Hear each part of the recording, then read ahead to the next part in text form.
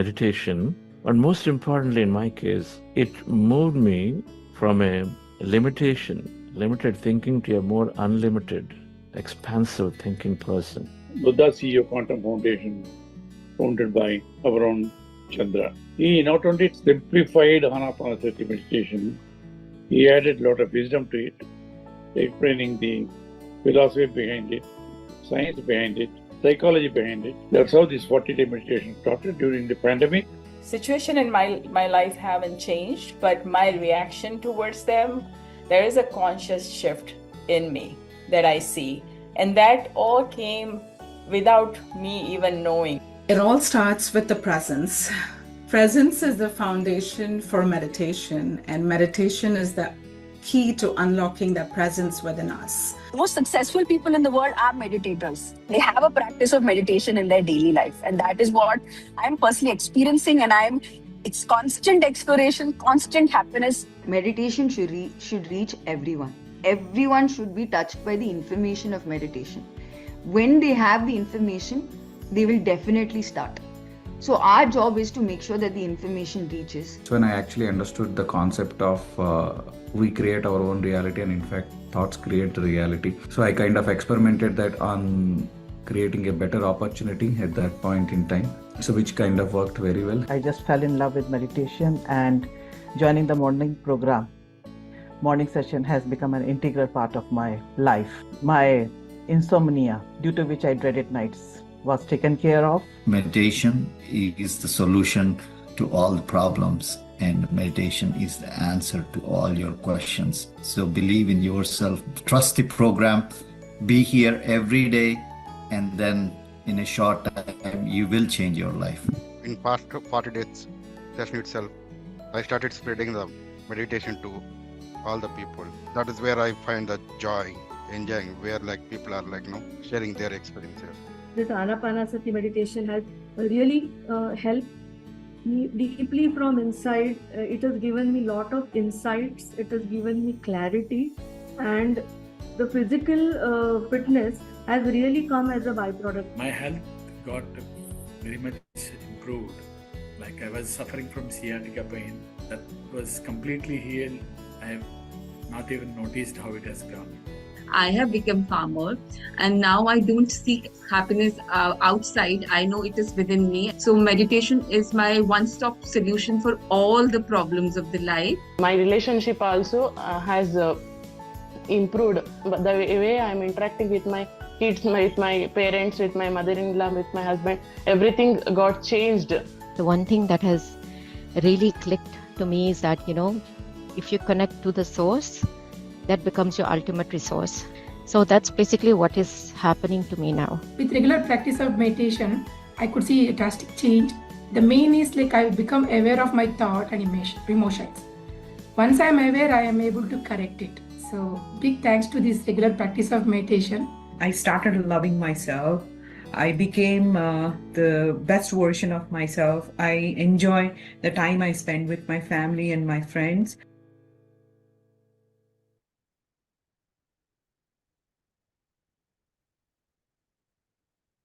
Namaste. Good morning. Happy morning, evening and afternoon for all the masters and the friends from all over the globe. I am Gitanjali Patil, the host for day 10 of our meditation journey in presence. Welcome. First, let me congratulate you for this, for joining this and being with us for these 10 days. I know it's a wonderful journey. It's a life-transforming journey. As for me, I can tell you, every day has become a new day for myself since I've come into meditation. And it is it is an exploration. Every time you wake up, every day you wake up, when you find what next. And especially this 40-day journey for me, when I joined initially, after the initial hiccups of 2-3 days, when you are very new, you understand what is happening, you kind of take grasp of what is happening. And after that, then it becomes exploration. It becomes it becomes the curiosity is awakened within us, and with the co-workers and with the group energy which is there in the group of meditators, the life becomes so beautiful. Every day is a new day. And then I have realized that there is nothing constant but change. Every day there is a change. There is a change within me. I see that small bits of me, myself changing. At the same time, the most important thing which this meditation has taught me is like the power of now, being in the present moment. And most importantly, being an observer. Once you become an observer of your thoughts and you don't get involved in what is happening, we definitely get a new perspective. When we are an observer, we don't become a seeker. We don't run after the things.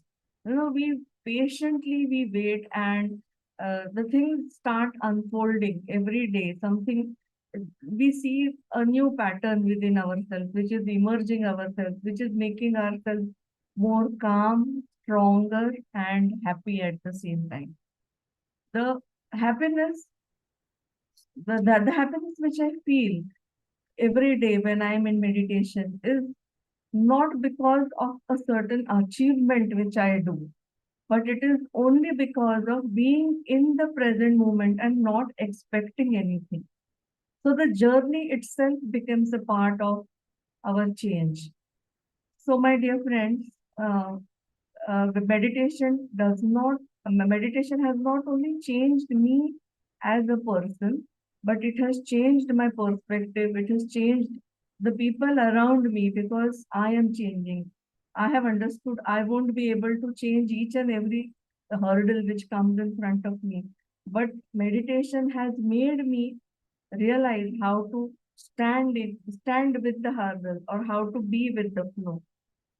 So welcome once again. We will continue this journey of meditation today. Our mentor and master, Dr. Chandra sir, would join us later. So let us begin with the meditation.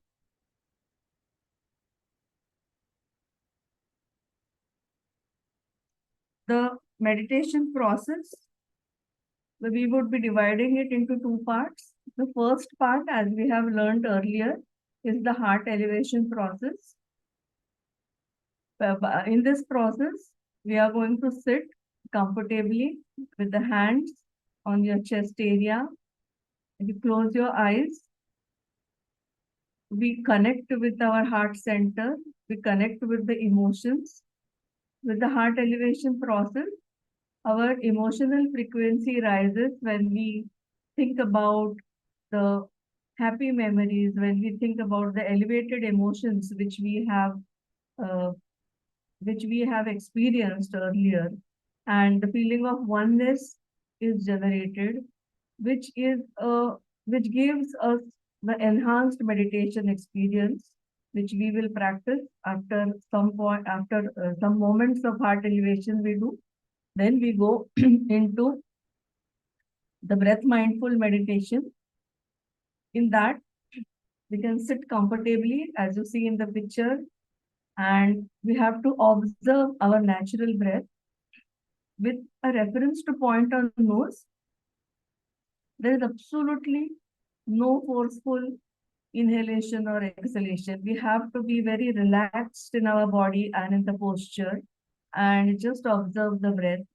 And in the process, we will realize the mind becomes empty, and we will become more sensitive to the every sensation which arises, with the vision which arises.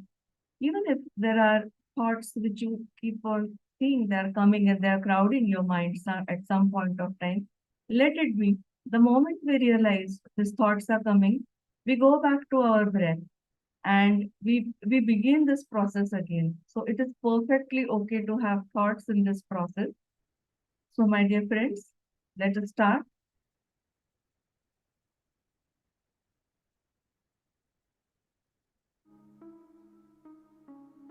Close your eyes. Remove your spectacles.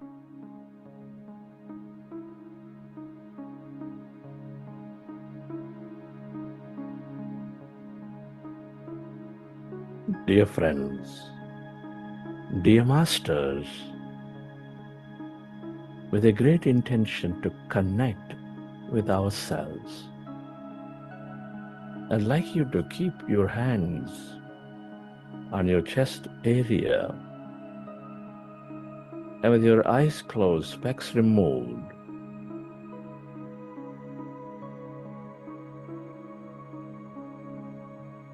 rest your attention on your beautiful heart,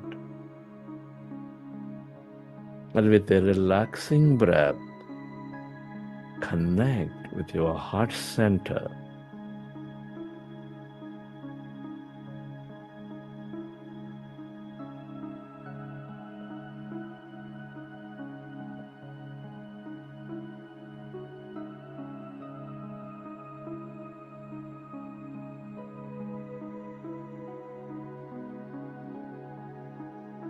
With that slow, relaxing breath, connect with the center of all emotions, which is nurturing all life. With its higher vibrations, your heart center, the seat of all emotions. Feel it.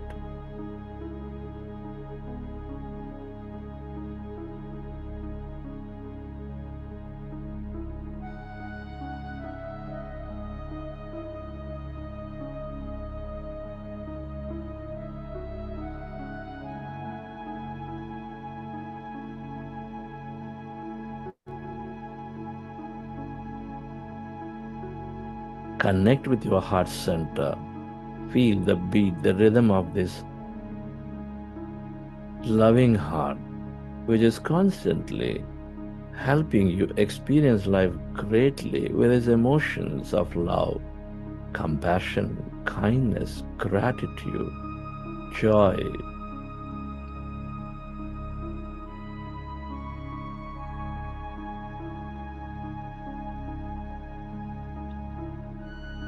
Can you move yourself into a higher emotion by simply imagining or bringing up an experience from your past of love, of joy, of gratitude, of compassion?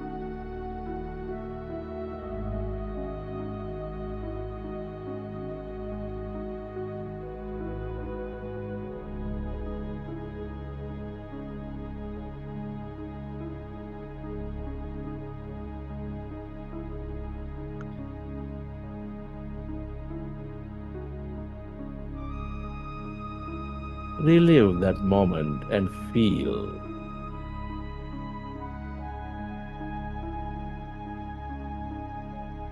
that energy and allow yourself to direct that energy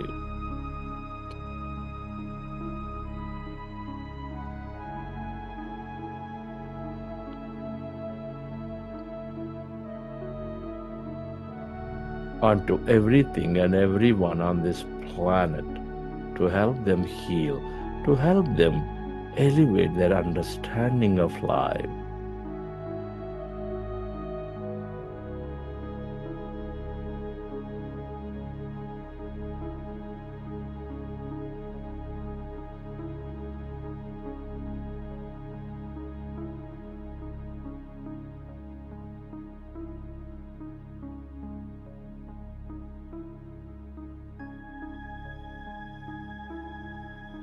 Relive that moment and feel that energy and allow yourself to spread that energy to everything and everyone by making an intention.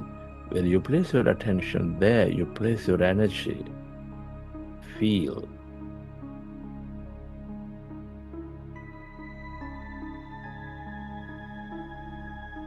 We are all deeply interconnected. Deep inside, we are specks of energy, intricately connected with each other.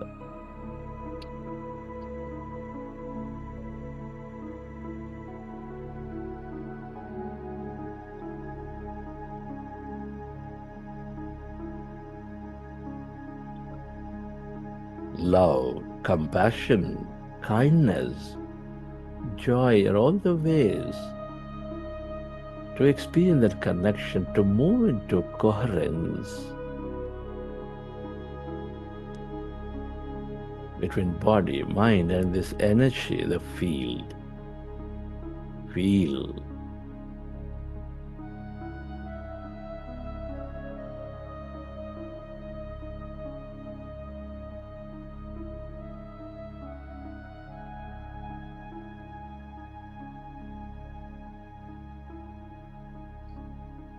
And slowly, let's go into breath mindfulness meditation. With your fingers into fingers, hands comfortably rested in your lap. Resting your attention at the root of your nose or anywhere on the nose, observe your normal, natural in-breath and the out-breath at that point.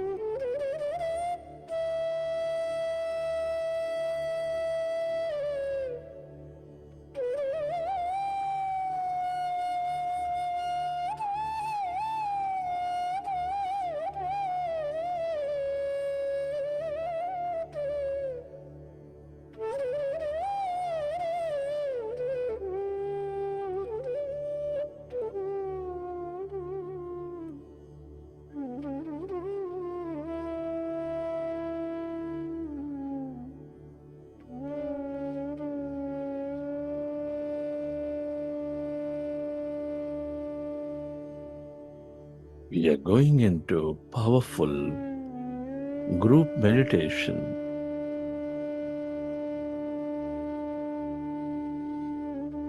Observe your natural in-breath and the out-breath. No sounds in the mouth, no forms of any kind in the mind.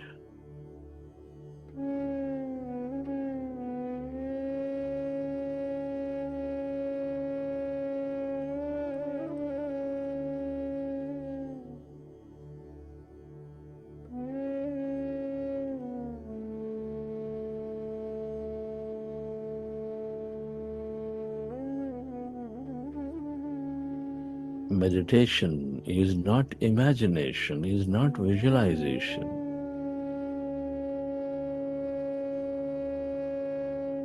Meditation is to empty the mind, observe the breath, and allow yourself to slowly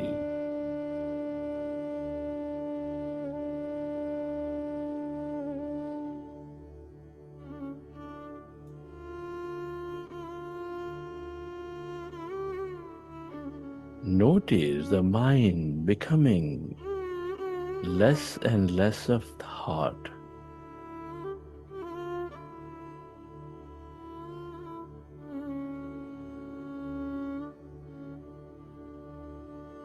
Calming, relaxing.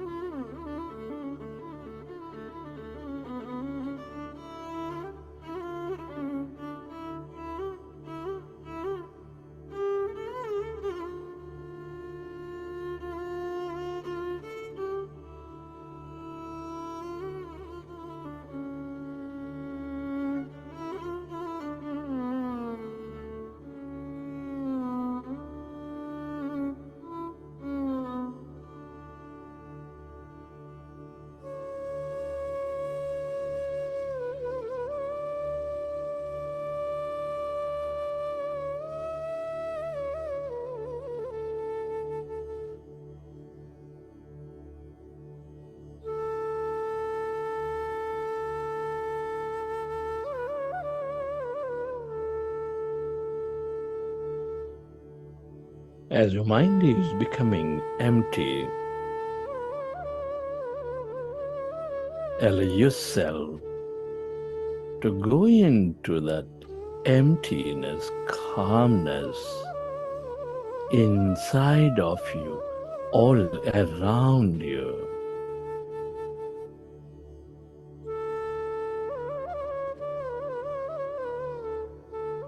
That's energy.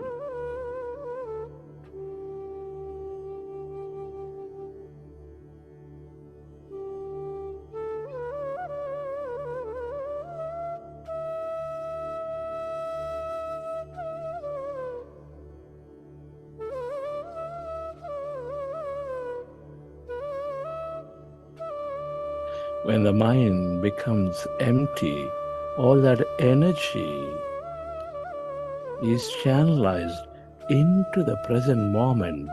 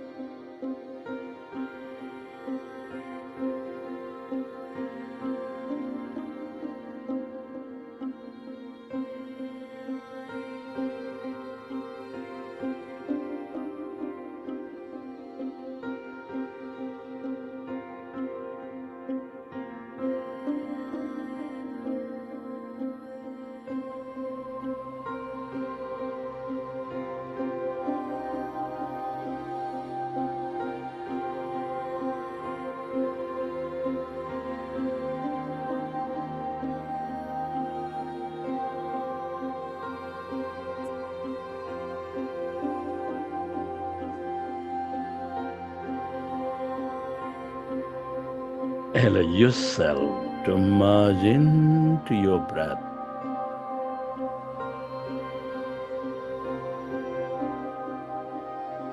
And allow yourself to experience that greater calmness, emptiness.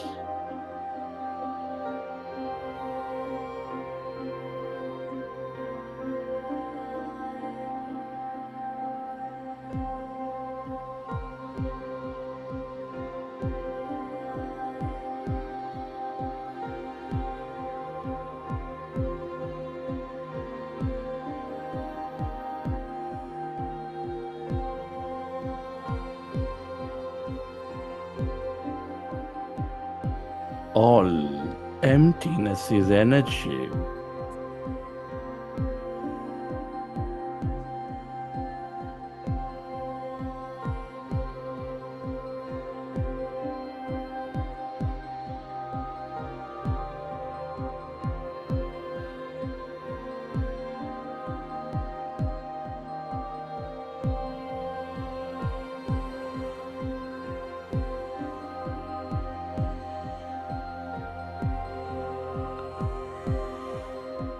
This is the limitless field of energy, the quantum field of existence.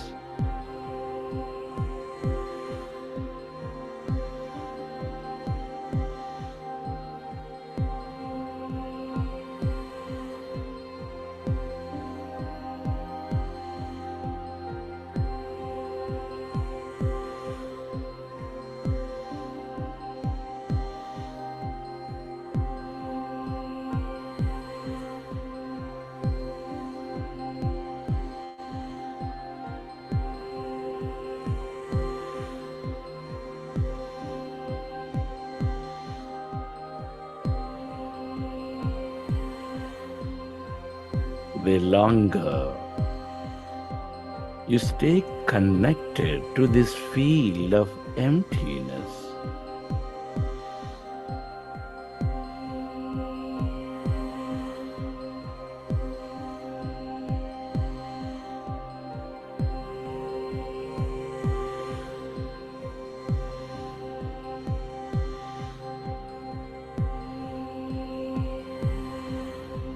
the more you resting your mind, the more you dissolve your past.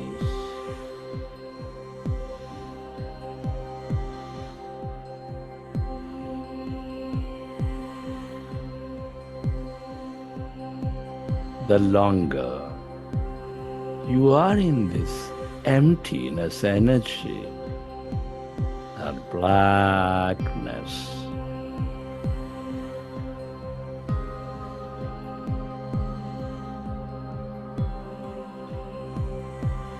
the more aware you become,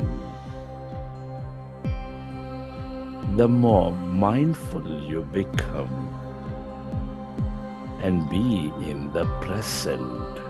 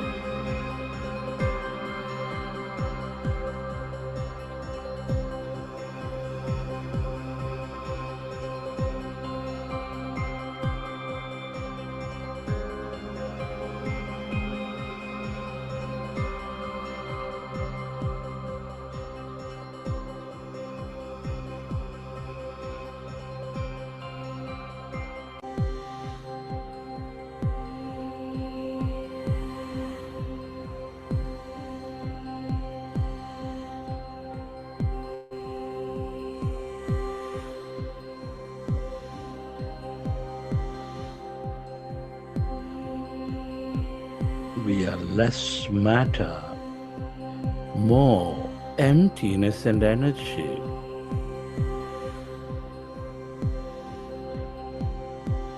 The longer you stay merged into this field of emptiness,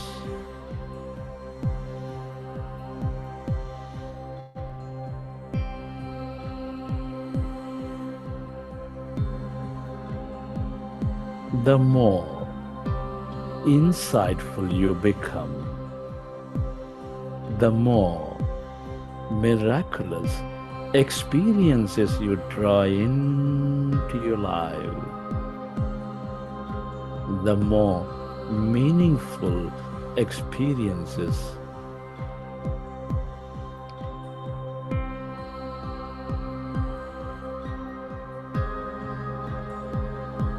you influence in your physical reality.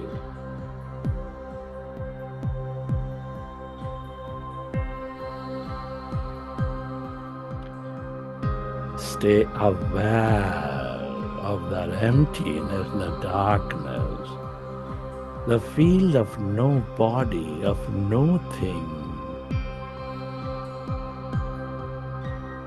the field of light.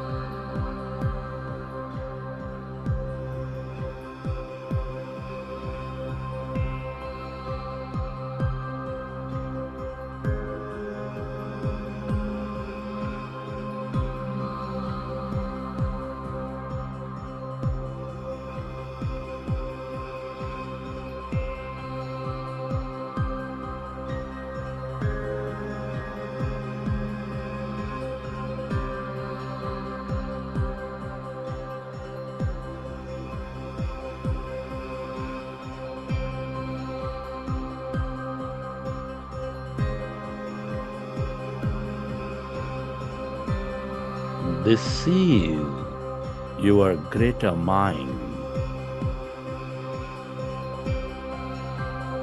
The more you are in this field of emptiness,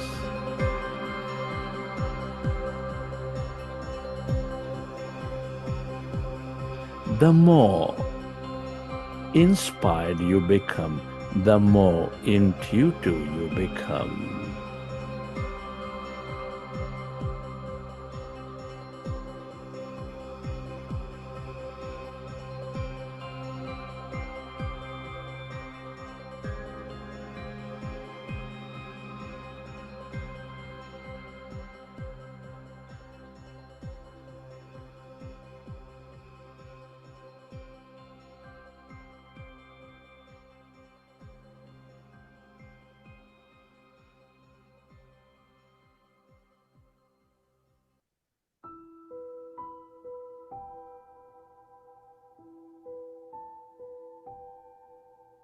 Friends, it's truly an honor and privilege to be exploring higher aspects of life at this time of history. Many are not so blessed. Can you express gratitude to all things and everyone?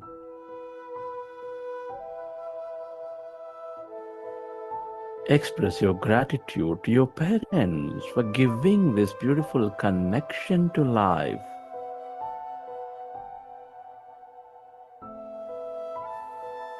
Be grateful to your teachers and mentors for expanding your knowledge and wisdom. Knowledge leads to many newer experiences.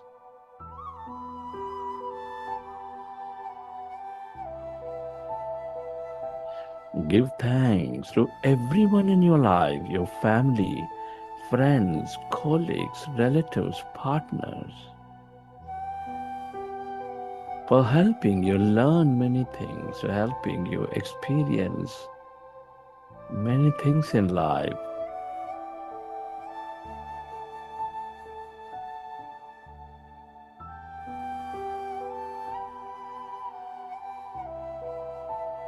Be deeply grateful to this beautiful nature, the mineral kingdom, the plant kingdom, the animal kingdom, the angelic kingdom, for filling our lives with inspiration, beauty, energy, and more.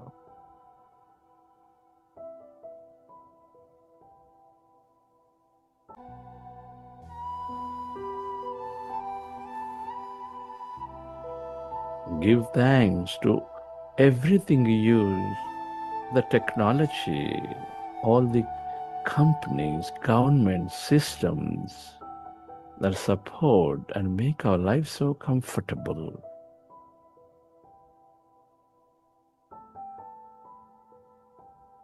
Gratitude to yourself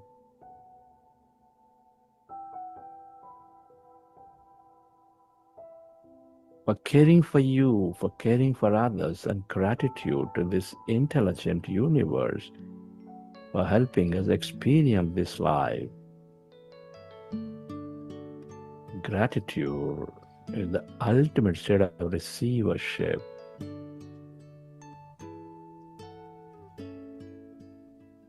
I am so blessed.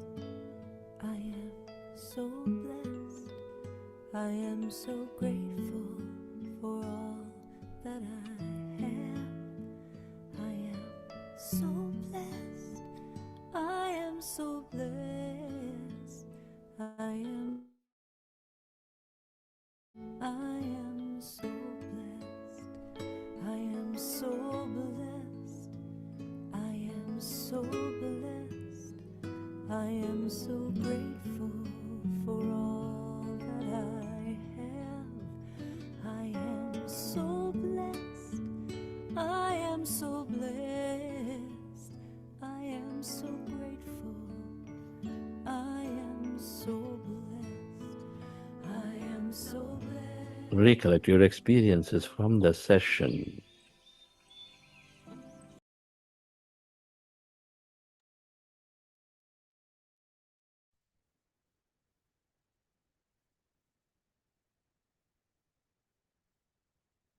Okay, dear friends. Hope you enjoy the session.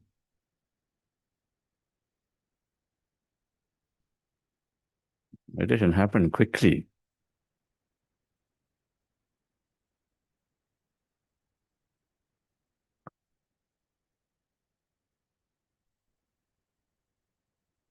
Thank you, Geeta madam.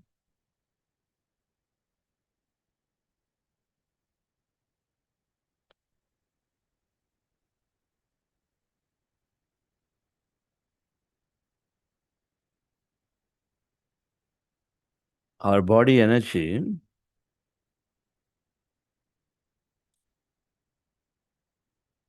is greatly maintained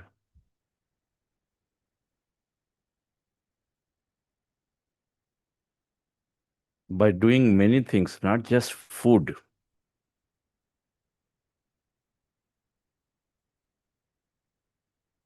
This is the biggest learning I had when I came into meditation. I understood food is just one of the many things that maintains the energy of the body. By now, you may be connecting various dots around energy communication, thoughts generate energy, feelings generate energy.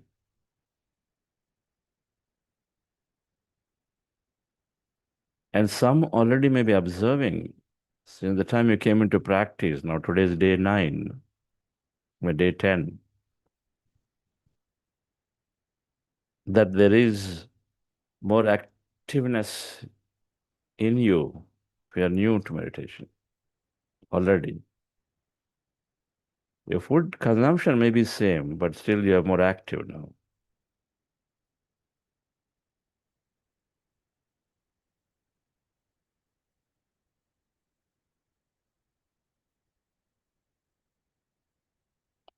Yuktahara viharasya, yukta chestasya, yukta swapnava bodhasya yogo bhavati dukkha.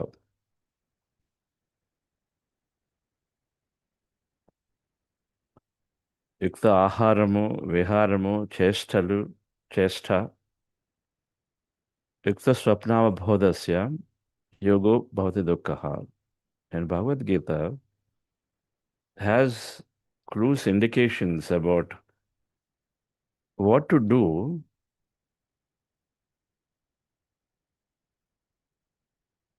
to eliminate suffering. Being a yogi, what to do? Everything is yukta. Means optimal, not more. The best and optimal, yukta.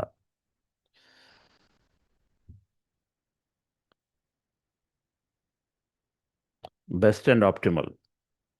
For example, thinking best and optimal. Best, positive and miraculous. Optimal means how much ever is required, only that much we think.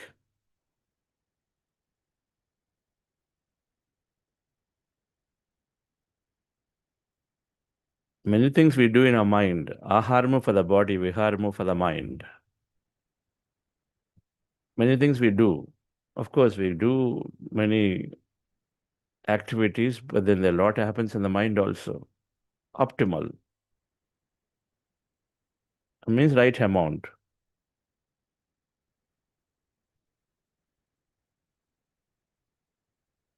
And then right thought also. Highest level of thought in the mind. Same thing with activities. Gautam Buddha called this differently. And the Eightfold Path, he said right views, then right intentions, right speech, right work, right actions.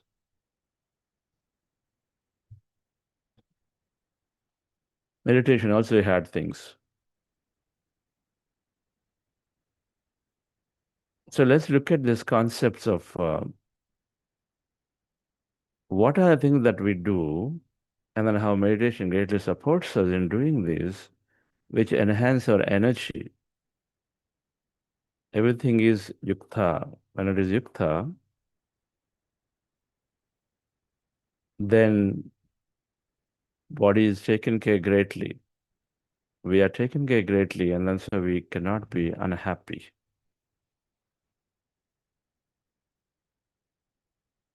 Let me put up a few slides in this. The concept of energy management and the concept of how meditation enhances our energy. We talked about health, stress reduction being the primary one. Most of the illnesses go away with stress reduction on Monday or 2 days ago. Then youthfulness and longevity from scientific understanding and how meditation is helping.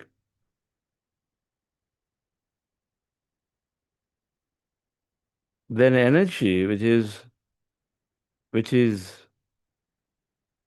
essential for us to participate actively in activities. So the energy from three sources are three circles here of energy.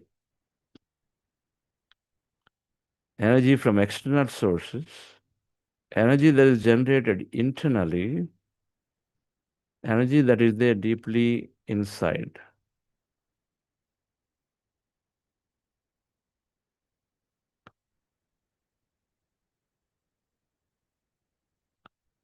All of them are increasing our body energy. External source is what you take in from external.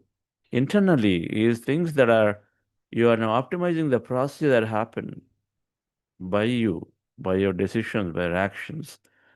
Innately that is there everywhere, inside everywhere. There is the energy.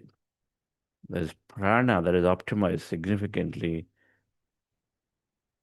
which is there. The whole energy field is there. If I can be with it, then there is energy. And they also demonstrate different quantities of it, the circles, how tiny to bigger to larger and larger.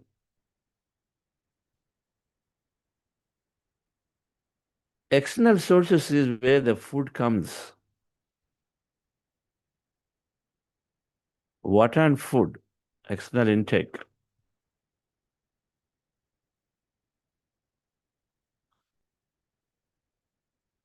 You can also say, if you are in a body-mind energy complex, a body-mind soul complex, these three are for those three areas, roughly speaking, feeding in different aspects of it.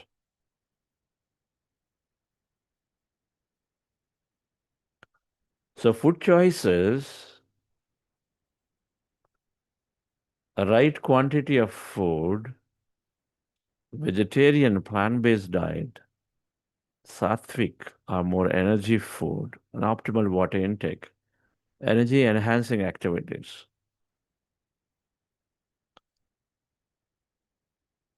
Energy depletion for consumption of for things, energy enhancing ones.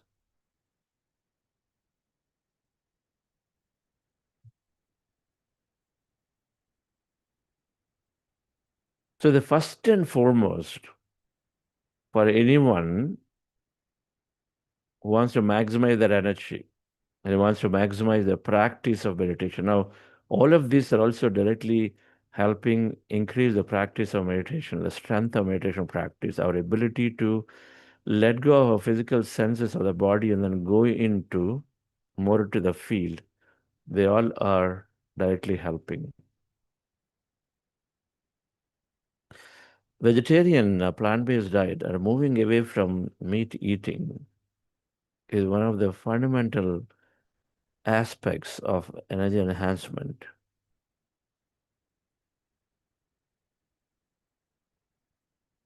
Energy enhancement activities is to choose an auspicious vegetarian diet, plant-based diets. The essence of this is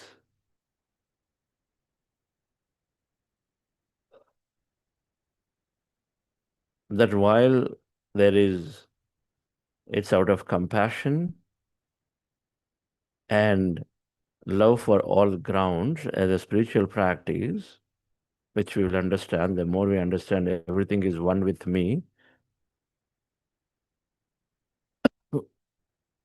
then can I interfere? Can I cause killing and violence to animal brotherhood? But from a body perspective, there is any amount of evidence now of why a vegetarian diet is much more better for the body, for digestion, and as well as for production of energy in the body. And then, of course, from a health grounds, any amount of research is there, how, whether it's cancer, whether obesity, or many lifestyle disorders are much lesser, much lesser, significantly lesser. I mean, know from a spiritual practices perspective, even for meditation, for the sharpness of the mind, for lightness in the body, these choices of vegetarian choice or plant-based diets are very helpful. I used to be a non-vegetarian. I came into meditation. But then within a few weeks of practice, I realized, and suddenly that thing occurred to me that I must stop this automatically from inside, the deeper message. And ever since, I took to a vegetarian diet. And that's around also the time made a determination that my body is the biggest pharmaceutical machine, it can heal. Then I have no necessity for external medication. And so then I'm able to live a very healthy and energetic life ever since, without medication, without having to visit hospitals and doctors, because the body is taking care. And so that's the time we stopped any kind of external intake of medications of all kinds. And then still be able to happily and joyfully and energetically live. And I attribute one of the reasons, apart from meditation, is to move to a vegetarian diet. And of course, enhancing our understanding of the body's functioning, and then deeply ingraining with that thought that it's my thinking, it's my determination that helped me to navigate without having to depend on those medications. So optimal food, right food, and so I might have a slide here for right food. Food, meditation is optimal food intake, plant-based food intake, vegetarian intake. Meditation is regularly, when you practice meditation, is helping us to reduce cravings. So people who have a lot of cravings for food, that automatically is helping. Those of us who probably eat very less, body sometimes is asking us to eat more. This also you may be noticing. If not noticed, it might come. Those eating more, it asks you to potentially eat less. It is going to naturally happen because you don't need too much energy, because meditation is giving a lot of energy. That third circle is there, which we'll understand.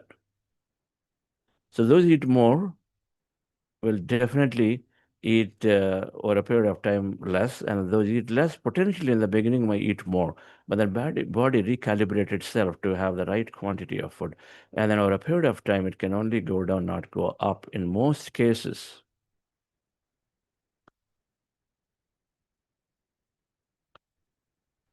Food consumption becomes less and lesser.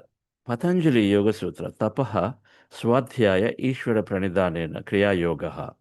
Tapaha, reduce the needs of the body, and it's going to happen automatically when you start meditation. In most cases, if it is necessary so. And it happens in most cases that body requirements for food become lesser because there's all of this that we're going to learn today, right? In this energy concepts. And it's also needs of the body must be minimized so that we think less of matter. You see, the more I think about food, the more I think about sleep, the more I think of myself as this physical, and the more I am attending to that, and so the more I have to become that. And so the less than I become towards this energy or the consciousness. So how do I minimize my thoughts about material thing? First is the body. Can I minimize my thinking about the body and say, oh my God, this physical body, I have to take care too much. I have to eat proteins, nutrients, this, that. I have to have, the special salad, special this, special that. That's all required only when those who are in body consciousness. Meditation is moving us from body, mind to soul, mind person, energy-minded person. When you move in with the right wisdom, then you recognize and say, yes, body is very a sacred temple, and you take care. I need to love it, I need to take care of it, but not necessarily feeding a lot of food, not necessarily unnecessarily going about to the great extent and trying to make 12 kinds of lentils, 12 kinds of this, that, put them together, and then 12 kinds of plants, leaves, all that. But experiment whether it's necessary or not.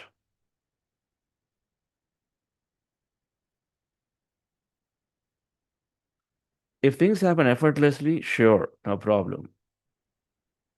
But if you have to go in a lot of extent, measuring things and then putting it together, it may not be necessary, to experiment with that. There are many are experimenting, and then many seem to be just fine, great. Our body is the best indicator of how you feel with your food habits. If you feel good by eating less, so be it. But it's bound to happen, dear friends, that when you regularly meditate, if you are ready to allow to take the cues that are coming from the body, you become very sensitive to the needs of the body, and then the body tells you after a point and say, hey, stop, you're full already. And then we become, with regular meditation, we tune into the body's needs, just like a child. Child tunes into the body's needs. They eat and they stop when they feel it's done. There's no chart for them. We don't need a chart. We lost our touch with ourselves, and so we depend on a lot of charts, external charts. I was like that. I became a Western mind completely, and then without looking at a product label, how many proteins, nutrients, and what fat it has, and all of this stuff. I won't eat when I was living in the United States. When I came back here after 6 months of practice of meditation, I recognized and understood there's no necessity for me to look at anything at all. The only thing I look at is it vegetarian, non-vegetarian? Thankfully, the green dot is there.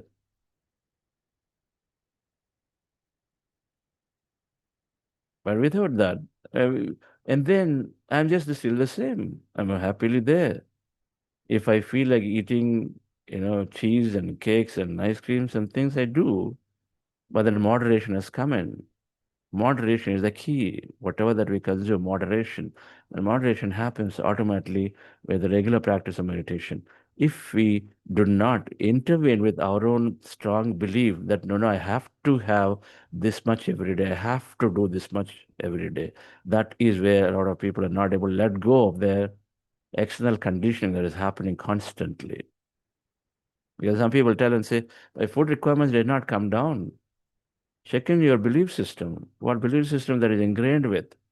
Are you holding yourself with some worries big deep inside? No, if I don't consume this much, it's going to happen.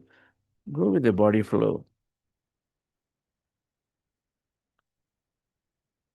Pediatrician let the child decide when to eat. You don't decide. They will ask for it, and then you feed.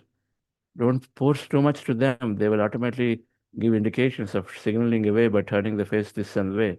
They know it.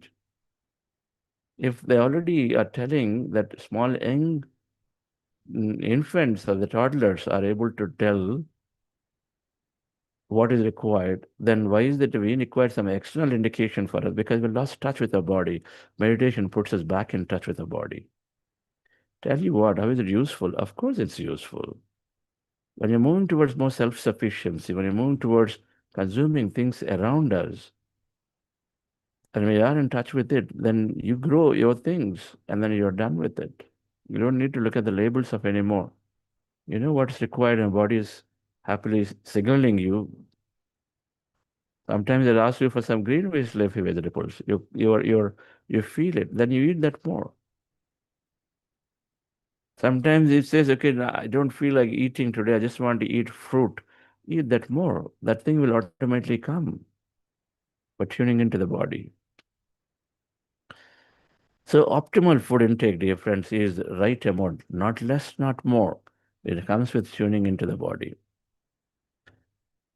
Vegetarian diet, and then we have a session fully on this on Friday, talk about various benefits of becoming a vegetarian, from physical health to, of course, the animal health, animal welfare, and of course, then to environment, then, the greater karmic theory of compassion, and then how, if we require freedom to live, then how everything that out there requires the same freedom to live. And many of these aspects together, we'll talk about it. But vegetarian diet is fundamentally essential. The third thing of the food, and then is a small, is an important aspect, is sattvic food, which is essentially food that is, has less this spices in Indian terms called masala, less and less of it. These spices, and then in some traditions it is said no garlic, no onion, no many of those, right? And in the less spices, we say it, and then if people can optimize much later, but then garlic is something is gotten a lot of illusion and maya, to laziness and domination. So there are two aspects of it. So we slowly take away garlic from the diet. But first, the most important is vegetarian diet, and then optimal. Optimal will happen as you regularly meditate and then tune in and develop the right understanding that food energy has only that much, a little impact on the body. If you have that understanding, body will start corresponding and then communicate appropriately. Just by experimenting, as your requirement to the body needs to become lesser. And I can ask here, how many of you here who have become meditators become easy for you to, let's say, do fasting every now and then? Now, just mention this. Before, it becomes so difficult and say, oh, no way, I can have to go without 3 meals. Or how many guys feel that, no, they can easily fast? Please be alert on the chat. And so how easily you can fast? Please put something in there in case you feel that you can easily go without food for 3 meals, no problem, fasting. Meditation supports us to be able to stay there without food if necessary.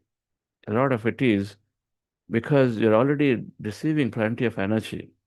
If I sit down for half an hour, I get charged up significantly, and then I feel energetic and active. There's something happening there if I sit down and meditate.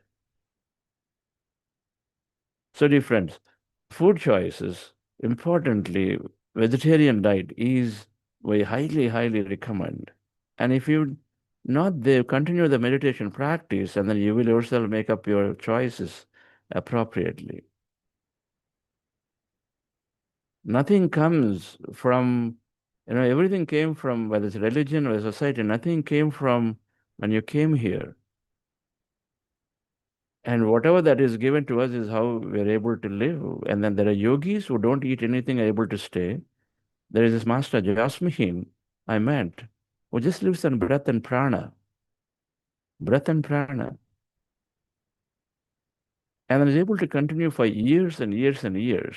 And if you're there in Pyramid Valley International, and then 1 week, 10 days, and when it comes and stays, then we know, we see, because we are management, and so we know whether she can consume and eat or not eat, nothing is there, and then she is able to go for years and years. We can be breatharians. We can be breatharians.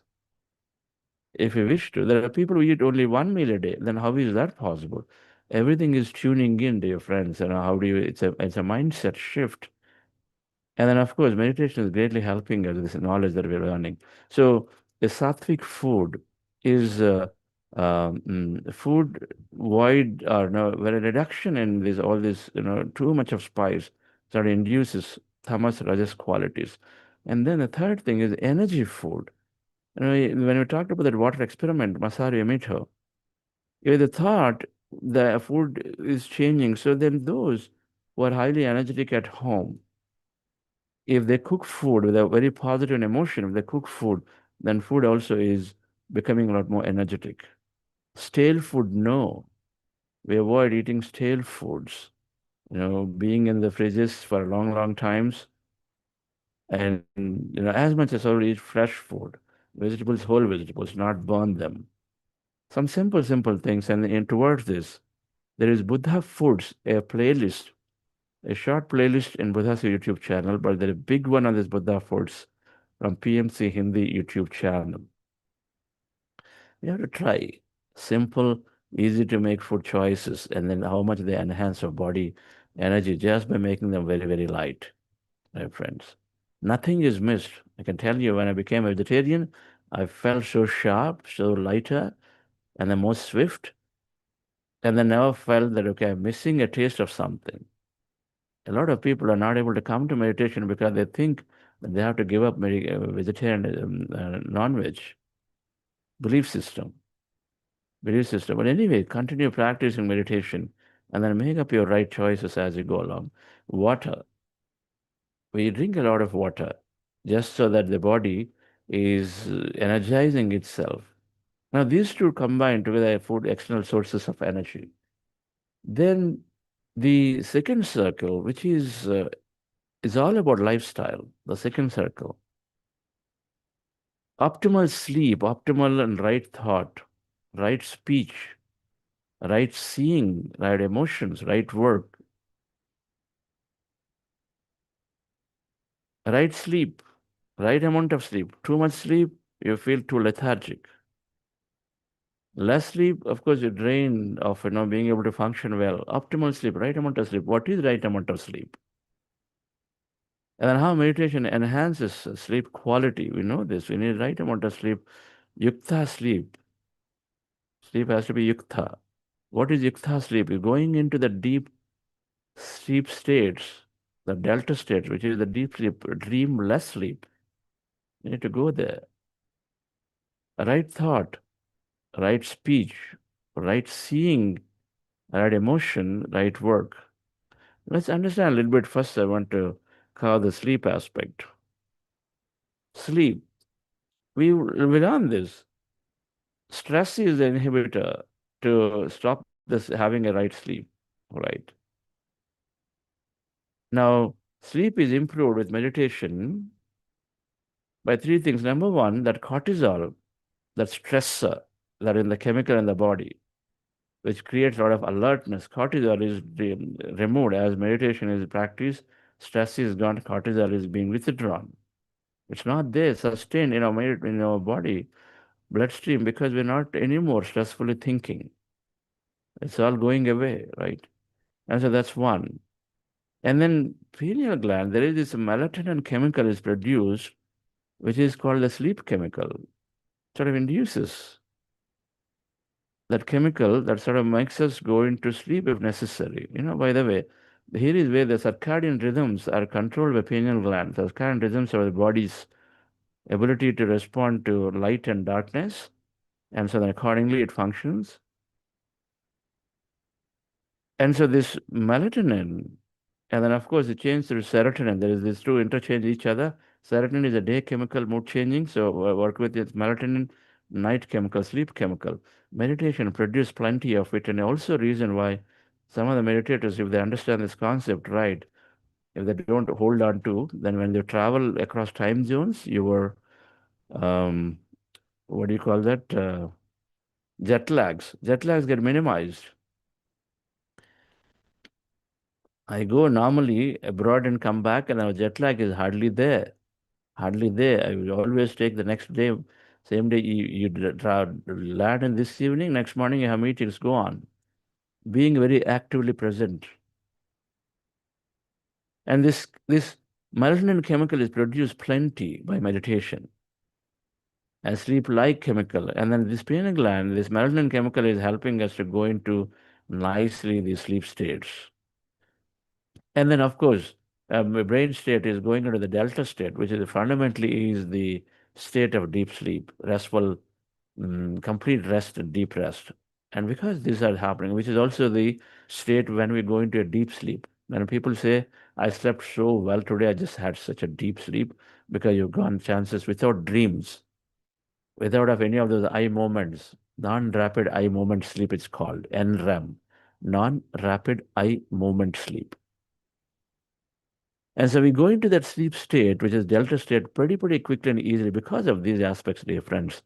Meditation is getting us that sleep, and then is optimizing the sleep. You see, there is something out there. The consciousness is letting us.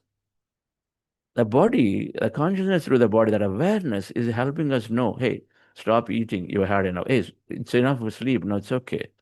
And so you become fresh and active. And at times, meditators, 2 o'clock, 3 o'clock in the morning, you suddenly wake up. Don't try to force yourself. If you are actively there, that means you can go, and then your sleep is done for the day. And then so you can then nicely just read or meditate more or do some important work, whatever that is. In my case, my sleep requirement has come down from 8 hours or whatever that I always consistently wanted. Now I sleep about 5 hours, sometimes 4.5. And then I do believe that that much sleep is greatly supporting me. And so what is the need then? The thing is, if you are thinking of time is a big challenge for you, and then you've got 3 hours of extra time, that's what I felt. It happened pretty quickly within the first 1 year. our meditation practice, a lot will happen in the first 1 year, provided if you also relax your views around these aspects. If you have a very rigid idea and say, no, this has to be this much because the whole thing is telling me, and then you are there in it without having the benefit. And then you also are then slowly, not necessarily progressing a great deal in your meditation practice because it requires optimal sleep, optimal food intake. They are very essential. Needs of the body slowly become less. We support it with our relaxed views. For that, we have to learn more, experiment more. You got to experiment. When you feel fresh, why force yourself to sleep? We have this rigid thing, oh, 9:30, I must sleep. Children, we force them and say, oh, 9:30, you must sleep. That's not freedom. That's like interfering significantly. We watch a movie, but then we want to force them to sleep thinking that, oh, it's very important that they must really sleep for full, long, that many hours. Let them decide. The body will decide because children are already tuning into the body greatly. They will get the right amount of it because they're already tuned in many ways to the consciousness, awareness within them. All of this will come if you cannot accept right away in the beginning because it disturbs our personality that I am the one taking care of my child. I know what's best for them. And we have those views. It's difficult to say, no, let them decide, and then it's difficult to accept it. What's a different point? So, dear friends, meditation is helping us to optimize the sleep requirement. And we look for those clues, by the way, especially newcomers. When there is you're not feeling sleepy anymore as before, let's say beyond 10:30, 11, that means you are ready for it. So don't force yourself to sleep. Read books, listen to great talks, do another round of meditation, and let it go. And then in case you're waking up early in the morning, and then utilize the time greatly than to force ourselves to sleep again, dear friends. Sometimes when we are sincere about practice, you'll get, messages. Somebody's like as if they're waking you up. In fact, please write if somebody has this, experience that. They wake you up, somebody's jolting you from sleep. For my case, somebody used to hit my bed from below. It's like, I was like, this is in 2002, particularly in the 6 months, for 6 months. Like, I woke up, it regularly used to happen. I used to wake up and say, who is there? Who is knocking on the door? Nobody. Then something from the bed, as if, it's like, okay, it's enough for you, get up. Sometimes this kind of messages can come with sort of helping you fall into this idea and notion that, your sleep requirements have been already satisfied. All right. Many ways the messages can come, we hold on to them, dear friends, and then we tune and experiment ourselves. So sleep is an important element in terms of energy management because if you oversleep, then you're very lethargic. There's something that we notice. We oversleep. You feel lethargic, you try it. You need to sleep for 6 hours, you sleep for 10 hours, you see what happens. You keep on yawning for the whole day. And you feel very slow and drowsy. And then you undersleep, of course, we know what it means. So different. The second thing, right thinking, positive and miraculous thinking. We cover this next week. Different types of thought. By now we understood if thoughts generate energy, and those have an impact on ourselves and environment, on the cells, signals, the concept of epigenetics. Please read a book by Bruce Lipton, Biology of Belief. And then many spiritual books talk about this anyway. The thoughts have so much of impact. And the thoughts, the positive thinking inspires us, lifts us up, lifts people around us, and so positive thinking. And so then automatically enhance energy. Suppose you're sitting, you eat food and sit on your couch, and then you just go on thinking about many things, and see, few hours later, your energy levels, especially if you're thinking a lot of negative things, that stresses us out, and what's the energy levels, they drop. And the contrary, if you are inspired about certain, let's say how Mother Teresa did a lot of great work. We read a biography, and how a right book will enhance your quality of thought and quantity of thought. But still you feel very energetic. We're like, wow, this is the way I want to be. Write books, increase the quality and quantity of thought, and then so you are energetic and not depleting energy. Negative thinking, disastrous thinking slowly reduce our energy. Meditation naturally is moving us towards right thinking, naturally. And then optimal thinking, unnecessary, not required. Why should I keep on thinking when I don't need to do any work and apply it right now? If I'm going through my contemplation process, yes. But otherwise, should I even think about anything? Why can't I keep my mind empty? What's the necessity? When I don't have any work, what's the necessity? Optimal seeing is related. Why yogis look at, most of the time I keep our eyes closed. You don't need to see unnecessarily. Today, we close our eyes only when we want to sleep or meditate. Rest of the time, eyes are open. Is it possible that we keep our eyes open when we actually do work, otherwise keep our eyes closed? Because a lot of energy goes through seeing. Our eyes, which are the biggest sensory organ, is constantly scanning from the environment, and then it's constantly, and energy is spent in it. And so then when you do work, keep our eyes open. When you don't, keep our eyes closed. You're going through a 6-hour flight, keep your eyes closed. It is not necessary. Your body gets used to, if you're practicing meditation, you'll go into meditate to nature naturally if you keep your eyes closed, because brain is sort of trained now in closing eyes and you can go into meditation. It's not necessary to continue to stare and look at things because we lose energy unnecessarily. So optimal seeing is seeing only the right things. Why should we see and then bother about if the neighbors are arguing and fighting or something? Is it required for us? Why should you see when we are driving on the road, there is an accident or there is some altercation going on? Should we stop or park everywhere and then we'll stop in and see what's going on here? Unwanted curiosity, unwanted things. See right things which are enhancing our energy with the right thought in nature. Look at fruits, look at trees, look at flowers. Right thing. Look at children playing, and increasing their emotional energy. Move towards seeing right things. Energy enhancing activities. And then last thing in our mind ever is to, and increase our thinking or keep on consuming things from newspaper about everything that what this politician did, how these people have, had affairs and this and that. Should you even ever bother about somebody's personal life? Why should we?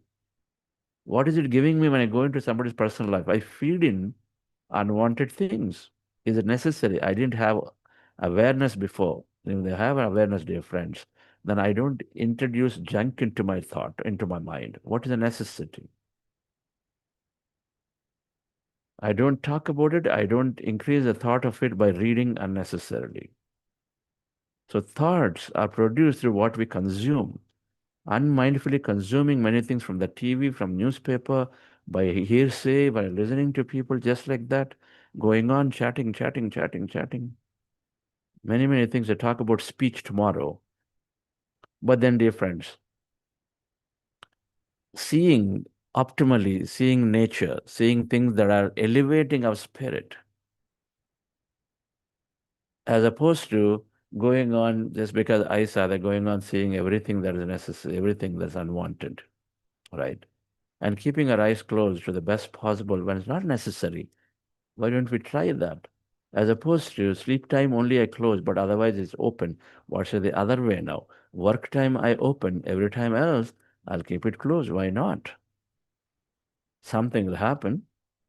When I keep my eyes closed, my mind's eye will open, and so then I can do great contemplation. If I go further, observe the breath, my third eye will open, or my inner sensory eye, which is basically going into the field, is open, and things will happen.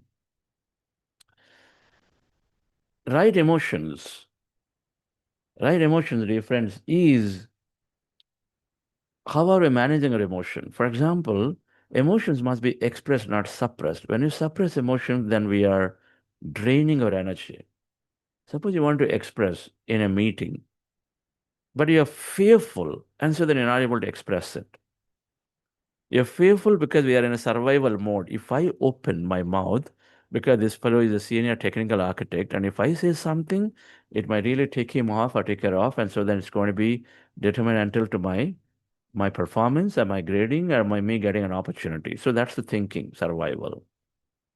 We are always worried because we think the world is out there by us, and people are really mean, and they always are, got power, and so then we got to just fall in line with them. Now, that's how probably it is showing up. But if thoughts create reality is true, then can I change my thought, and how do I? So meditation now slowly increase your courageousness. It drops us out of fear. Fears are there because we feel helpless as everything is out there is causing our future. But the more we come into the understanding is that me is my own thought, my own ideas and views. I create my future, and we start experimenting. And then with the understanding that even if I didn't have something, if it's about truth that trumps, and so then I want to bring up the truth as opposed to hold back the truth. And so then you express it, that you will be still taken care. When the truth trumps means you're taken care.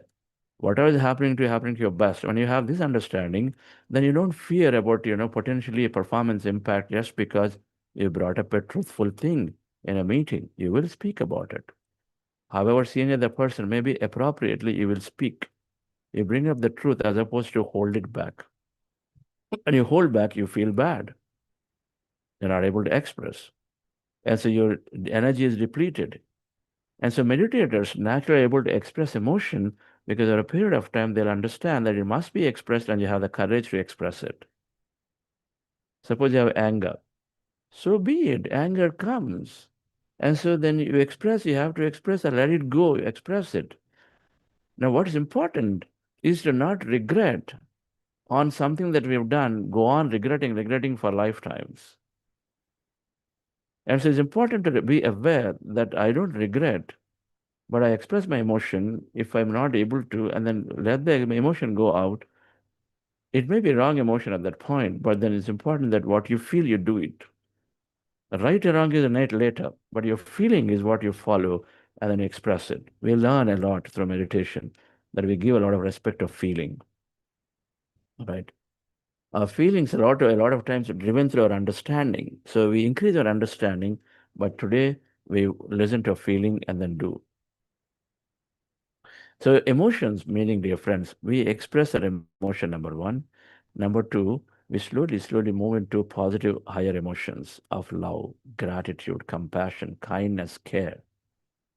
All of them we develop more and more with meditation. And so they all are energy enhancing activities of the body. On the other hand, feeling jealousy, feeling restricted, feeling loneliness, feeling frustrated, feeling anger, many of these feelings separate. They're all energy depleting emotions. We know it. It's not nothing new. And so meditation is slowly moving into a higher emotional plane, because in a meditation, you connect with whole. You sort of feel that everybody is one in you. And so many emotions that are of causes of the relationship that we have with other people, they all slowly change. It happens. It is bound to happen. The point, dear friends, is that we become aware of what is that right emotion that I need to move into, so we also support ourselves into it. Suppose you feel frustrated for whatever reason, so go into meditation quickly and sort of relax yourself, and you come out of the emotion. So then suddenly you're saving a lot of energy of yourself. Right? And so different, the right work and then right speech, I'll talk about this tomorrow. 40% of our lifetime is spent at work. So it better be very satisfying, very energy enhancing, not energy depleting. A work must energy enhance. How do you know? When you're walking out of the office by 6 o'clock or 7, you must feel the same level of energy. And you feel like I've got one more, the whole night is there for me to go. That kind of energy must be there. That's when then you have the right work, dear friends. We'll talk through this tomorrow. And then right speech. Patriji is to be so given so much importance to the speech. First and foremost, in the training is in speech. speech, right speech, impeccability of speech. This is the most important training for any meditator in this program. And if you are there and you are developing right speech, how to speak. We think that speaking is very known. We all know, but no, there's no training at all, and we will understand this and how speech can impact us and others, and then how to train ourselves into the right speech. And then right speech and right work are two aspects which are also, when done appropriately, our energy is enhanced, and otherwise energy is depleted. If you have poor speech, we lose energy.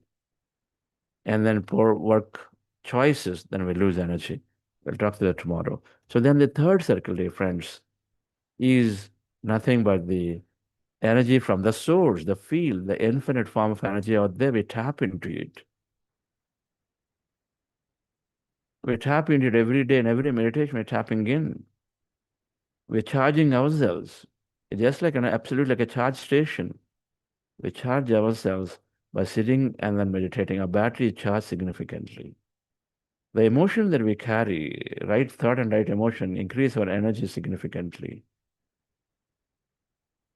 But then meditation gives significant amount of energy. So three things here. Meditation builds awareness, optimize external energy to what to consume, what not to consume. We optimize it. Yuktaharamu, Metahar, and then Nirahar, three things. Yuktahar means the right food, vegetarian diet.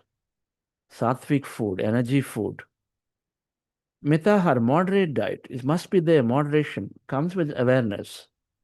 Nirahar, every now and then do fasting if you can. You know, the one who is going into tapas stage, reducing the needs, can easily go into fasting every now and then. If you feel so, do it. Right? Meditation develops mindfulness. So many of these practices, mindful thinking, mindful speech, mindful work, everything happens mindfully. And so we enhance our energy significantly than to deplete.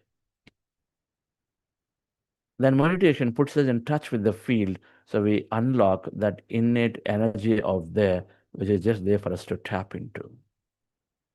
The more we meditate, the more energy we take, the less sleep we require, the less food intake required, the less thinking, less of everything, dear friends.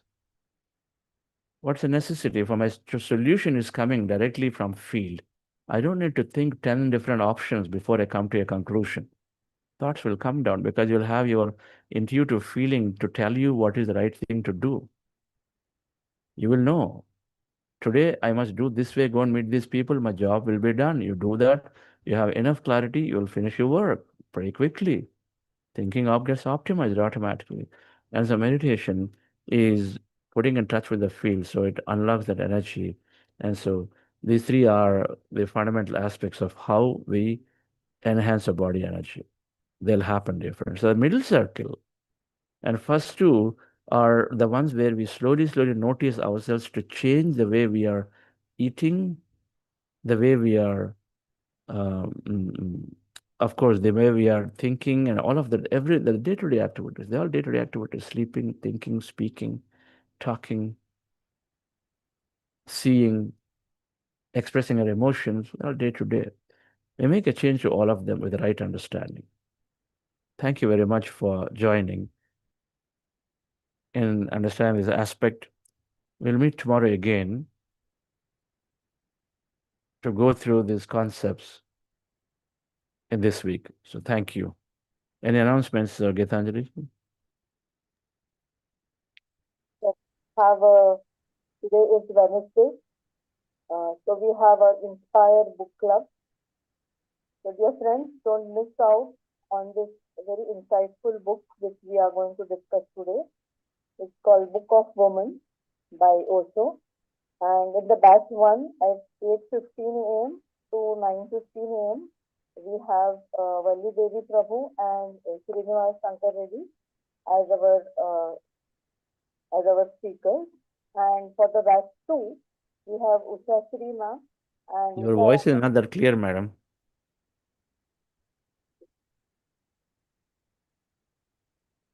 Go ahead. Now it's okay, sir? Yeah, much better. So for the Inspire Book Club today, we have the book called The Book of Women by Osho. In the batch 1 at 8:15 to 9:15 a.m. in the morning, we have Valli Devi Prabhu, ma'am, and Srinivas sir as our speakers. And for the batch 2 at 8 p.m. to 9 p.m. in the evening IST, we have Usha Shri ma'am and Usha Rani ma'am as our speakers. So I request all of you to join this. It's a wonderful book session which really enhances our experience. Thank you. Yes. Thank you, madam. Hope we're all utilizing the book clubs. So, So we have 2 questions. Do we take them?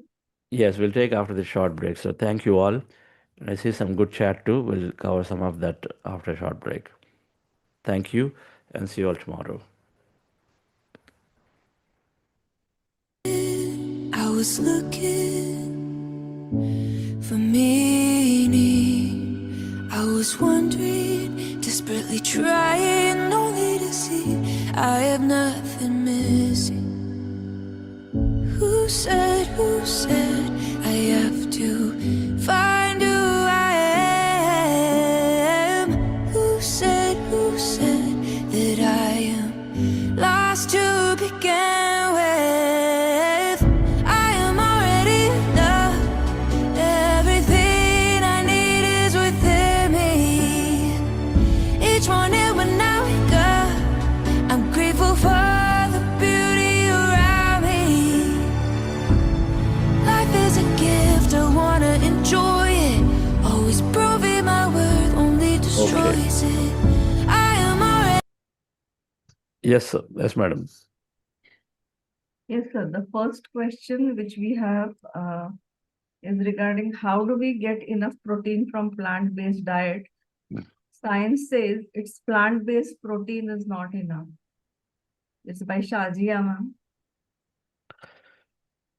Madam, there is plenty of evidences around how vegetarian diet supplements. Vegetarian diet has everything they're looking for. Plenty of evidence are there. We'll share some evidence for you. For everything, there is a research this way, there is also research that way. Plenty of evidence are there now from vegetarian diet as everything that is required. Now, it's beyond that. It is beyond science. When we meditate, we are becoming the source. It's not physical anymore. It's not just, being, we are becoming the source. And it is about living with, the right values, and then automatically you are taken care. But in any case, we'll share a scientific information about proteins and nutrients of how meditation really is helping to supplement everything that's necessary. Okay. Any amount of research is there, any amount of research about vegetarian diet, meeting the needs. And we have a session on this vegetarian diet covering some of these technicalities on Friday, so we can listen through that whole 25 minutes dedicated for that day. Yes. Another question we have, sir, from Hindu ma'am. She's saying, Namaste, sir, as meditators, that is living in more awareness now, when we see mothers constantly telling their kids not to eat the so-called junk food like noodles, fried stuff, drinking Coke, etc., how could we see that situation if we cannot make kids understand that they need to eat a more sattvic and optimal diet? Yes. So you give the knowledge.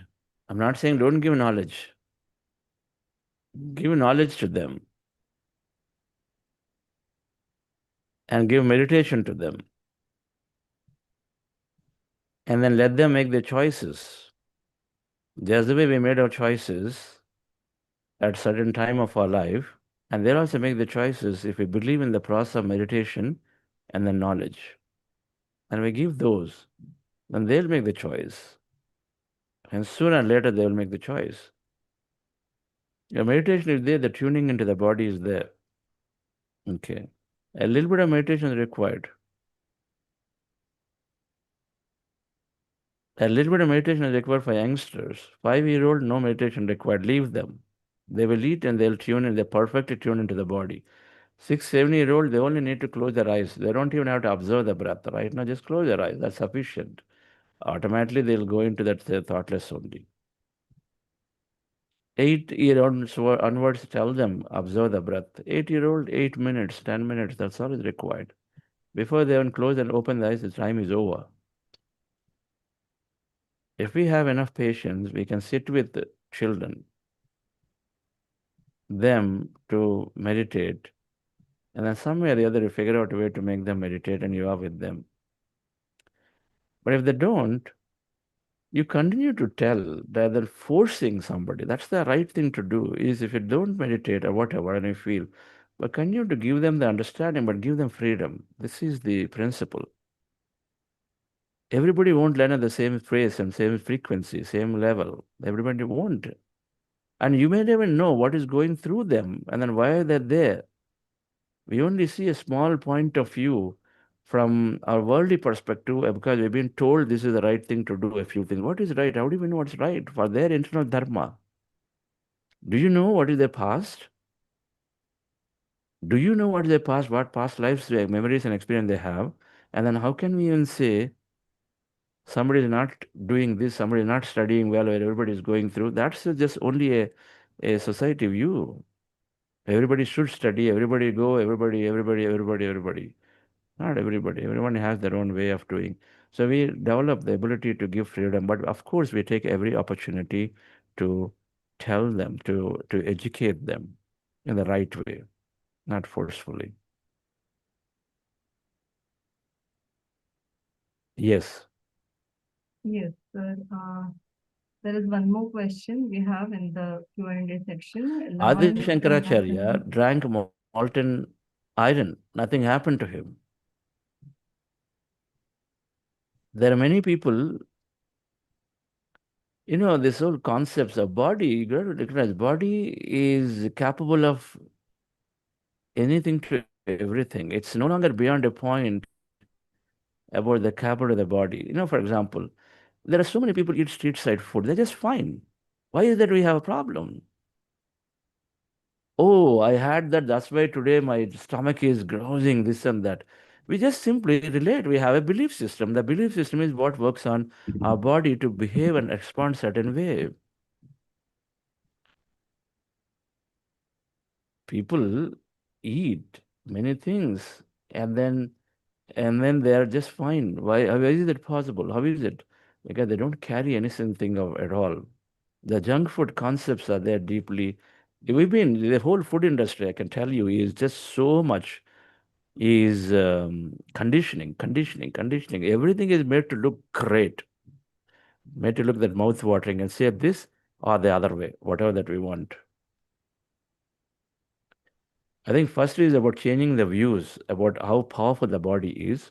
Second is optimal eating. It's optimal. Mitahara. How do you get optimal eating? Everything in moderation is fine. Tuning to a feeling is most important. What do I feel? A child may be eating a lot because of stress. We got to figure this out. There's so much stress is there, so they eat. They go into the junk foods constantly craving to eat because the stress is there. Work on removing the stress, not trying to remove the food. The stress comes because you put pressure. You're not living up to this, living up to that. We don't say directly, but we say indirectly. Comments. Telling somebody on the phone, I know my son is working so hard, but is not able to just get there. He does really things, but he does not really go to gym every day and do. Basically we're telling that he's inadequate right there, with our words. We're thinking we're supporting them. Yes, madam. Yes, we have Ajit Kulkarni sir's question. There are two questions. The first one is journaling a way to handle our emotions? And the second one is, does proper sleep is also one session of meditation? What is the second part? Is proper sleep also one session of meditation? A proper sleep, yes. So journaling, is journaling a way of letting off emotions? Yes, journaling, writing, drawing, many of those definitely will let go of emotions.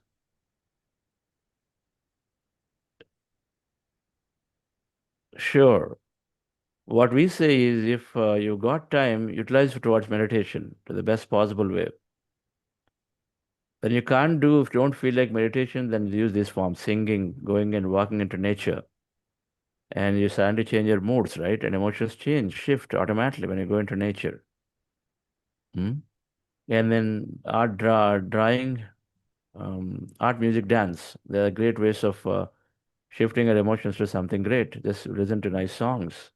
They all are there. And journaling, of course, is one of the aspects to shift. If you're able to meditate, that's the best. Anytime to shift your modes. That goes without saying. If you don't feel like, then do art, music, dance, and nature as the next one. Yes. And sleep. You said what is the done? Sleep, right? Yeah. So when you do proper sleep, sleep is, I mean, I don't like this thing, but okay, similar. Sleep is unconscious meditation. I mean, yeah. And then meditation is conscious sleep. Okay, for jargon, it sounds great, right? Whatever. So I don't want you to sort of say, okay, sleep is unconscious, meditation, so I'll sleep on. No. Yes, when you go into deep sleep, when you go into deep sleep, then we are in this delta state, theta delta states, proper sleep. And so then you are, of course, in you are traveling. Basically, the idea of meditation is to be connected to the field, to go beyond your body, to explore that infinite knowledge out there. Everything of the past, present, future is there. It is simultaneously happening in the field because there's no time space there. So can you tune in to get insight about what it is that you may do in future? It happens. That's what is called insight. Insights, you get clues about the future things. Some people, why they're able to discover and innovate, because they're tuning in from something of the futuristic thing to bring in here and then develop it. And so then the future is made. Some people get premonition. So you get to know, oh, there is an accident you're seeing in meditation. Your friends are going and then there is a big accident. So you get to know what the hell now? They're traveling tomorrow, and then should I tell them or not tell them? You will get a clue. A future is shown to you. Vision of the future is shown. Then you'll make up your appropriate thought is there to give them a clue. You start an hour later. So then a big accident becomes small, minimized, just by changing that sequence of events a bit. Idea of meditation is to tuning into the field to receive that help of all kind, to dissolve the past, unwanted memory, increase our learning, and then receive the help to make our daily life smoother. And so all of that happen in sleep every day when you do proper sleep. The vision, the dreams are that. So for meditators, dreams become clearer and clearer and clearer. And so that means what they can remember, like a memory experience. How many people have that? That you are having a clearer dreams, and then you're able to remember dreams more compared to before. Everything happens in cycles too.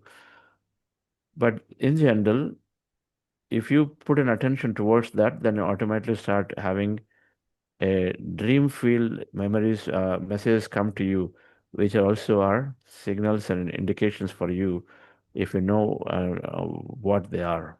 And the ability to understand dreams or meditation experience improves as you increase your knowledge and understanding of this whole subject.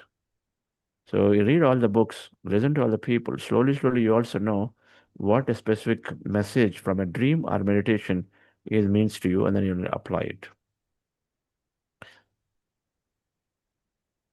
Yes, madam. Yes, sir. We have another question from Lavan Sanathanan. They're saying, generally, it is believed that the more we save our breath or slower breath, we live longer. On the other hand, doing physical exercises also good for the body and overall health. But when we are working out, we lose more breath and our breath becomes faster. So please address this.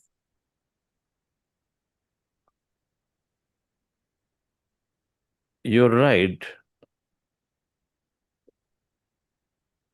When the body is performing less activity, then automatically we are consuming energy and then we are there for longer, naturally.